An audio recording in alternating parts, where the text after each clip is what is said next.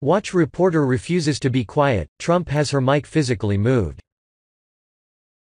One of the many reasons why Donald Trump stunningly won the 2016 presidential election is because he is a maverick who lacks traditional DC decorum.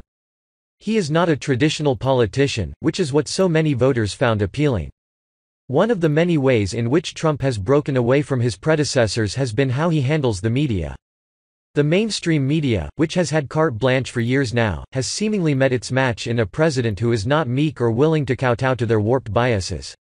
That fact was never more apparent than Trump's Monday press conference announcing the historic new trade deal between America, Canada and Mexico.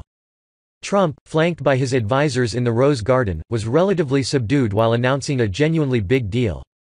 It is my great honor to announce that we have successfully completed negotiations on a brand new deal to terminate and replace NAFTA and the NAFTA trade agreements with an incredible new US-Mexico, Canada agreement called USMCA, Trump announced.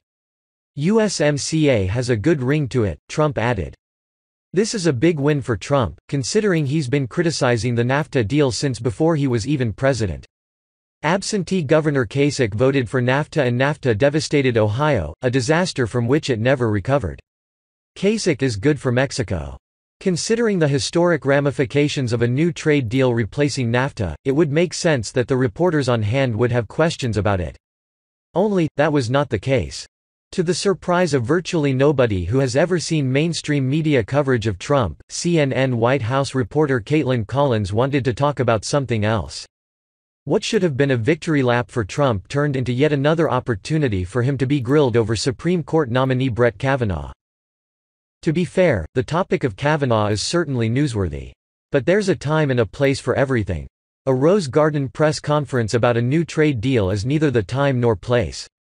Past presidents may have been willing to give Collins some canned stock answer and tried to move on.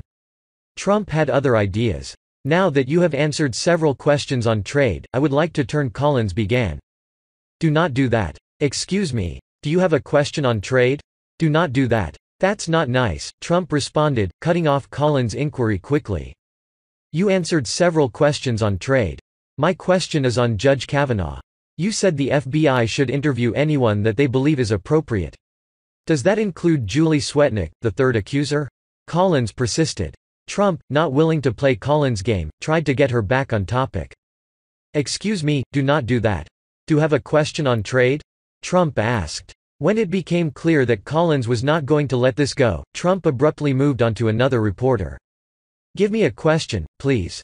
Give her the microphone, please, Trump said. A White House aide promptly took Collins' mic and handed it to another reporter. The far-left media will undoubtedly paint this as some press-muzzling atrocity, but Collins is not a stranger to Trump's wrath. She previously claimed to have lost access to a different Rose Garden event because Trump officials did not like her questions. Say what you will about Trump, but it's refreshing to have a president who is not willing to suckle at the teat of mainstream media.